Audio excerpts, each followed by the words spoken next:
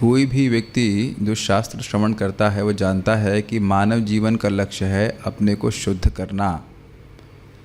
क्यों? क्योंकि देखिए, नित्य सिद्ध कृष्ण प्रेम साध्य को बुनोए। हर जीव के हृदय में भगवान का प्रेम पहले से ही विद्यमान है और यही प्रेम जीवन का परम लक्ष्य है। क्योंकि जब व्यक्ति को प्रेम प्राप्त हो जाता है तो वह भगवान की जब भक्ति करता है तो उसको बहुत सुख मिलता है, अनंत सुख मिलता है। वस्तुतः वह आनंद के समुद्र में डूब जाता है। ये है भगवत प्रेम की स्थिति।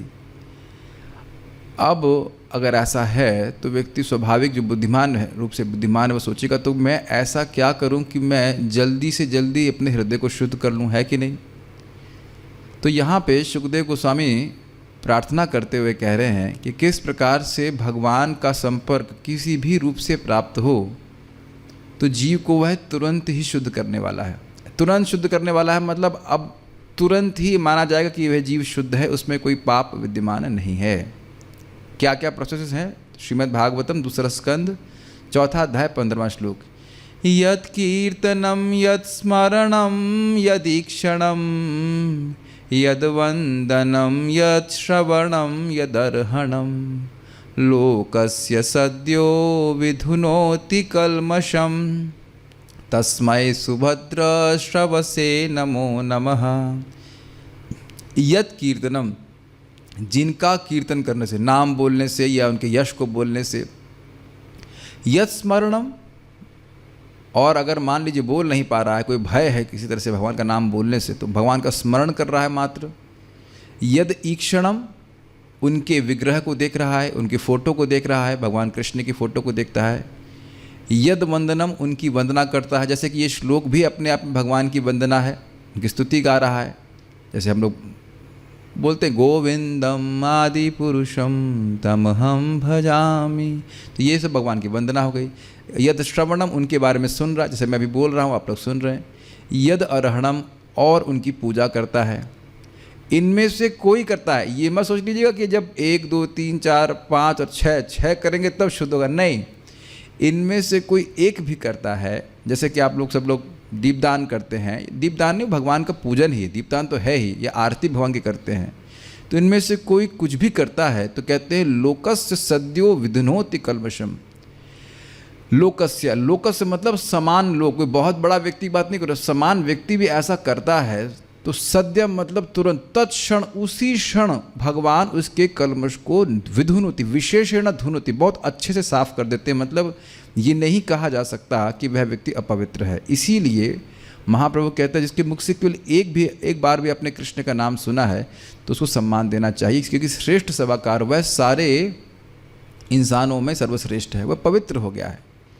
तो कह रहे हैं तस्मै सुभद्र श्रवसे नमो नमः। सुखदेव गोस्वामी जी जो वैसे ही परम पवित्र हैं, वह है भगवान कृष्ण का स्मरण करते हुए उनको नमस्कार कर रहे हैं कि तस्म सुभद्र श्रवसे, जिनका श्रवण ही जीव के लिए अत्यंत भद्र कल्याणमय है, उन भगवान कृष्ण को मैं नमस्कार कर रहा हूँ। तो याद हुआ आपको कीर्तन, आप हरे कृष्णा बोलिए। कीर्तन मतलब स्मरण नहीं है, खाली जीभ से बोल रहा है हरे कृष्णा करते करते वो सो गया, हरे कृष्णा, तो भी तुरंत ही वह पवित्र हो जाता है। तो कभी कभी वक्त लोग कहेंगे प्रभु जी आप डांटते क्यों हैं, हम बीच में थोड़ा सो जाते हैं। तो भाई जब एक बार कीर्तन करने से तुरंत पवित्र होता है तो आप अगर अच्छे से कीर्तन करेंगे तो कितना पवित्र हो जाएंगे। तो कहने की ही बात है। यद स्मरणम, स्मरण करने से, यदि क्षणम, इसीलिए भगवान की मंगल आरती दर्शन के लिए देखना चाहिए। रोज कम से कम एक बार तो जरूर देखना चाहिए। संकल्प करना चाहिए घर में अपनी फ़ोटो नहीं लगाएंगे, ठीक है। भगवान जहाँ पे भी हो भगवान का फ़ोटो होना चाहिए, और किसी असुर की भी फ़ोटो भी नहीं लगाएंगे, हीरो इत्यादि की, और किसी हीरोइन की भी नहीं लगाएंगे, और किसी जानवर की भी लगाएंगे। देख करके स्मरण होता है कि नहीं, उसकी जगह भगवान कृष्ण का, राधा श्याम सुंदर का, कृष्ण बलराम गौर निताई का फोटो लगाएंगे और कुछ भगवान के लिए वंदना करेंगे। तो इस प्रकार से हम बड़ी तीव्रता से शुद्ध होते हैं। तब एक प्रश्न हो रहा है तो प्रभु जी शुद्ध हो जाते हैं तो भगवत प्रेम प्राप्त करने में क्यों समय लगता है? तो ध्यान से सुनिएगा, यहाँ बोला जा रहा है कि शुद्ध तुरंत हो जाता है, लेकिन भगवत प्रेम प्राप्त करने में समय लगता है। यह तो स्वयं महाप्रभु कह रहे हैं। भगवत प्रेम की प्राप्ति तो सर्वोच्च सिद्धि है, वो धीरे धीरे प्राप्त होता है जब करने से, लेकिन होगा यही तरीका है, नामोच्चारण करने से, भगवान का स्मरण करने से, कीर्तन करने से।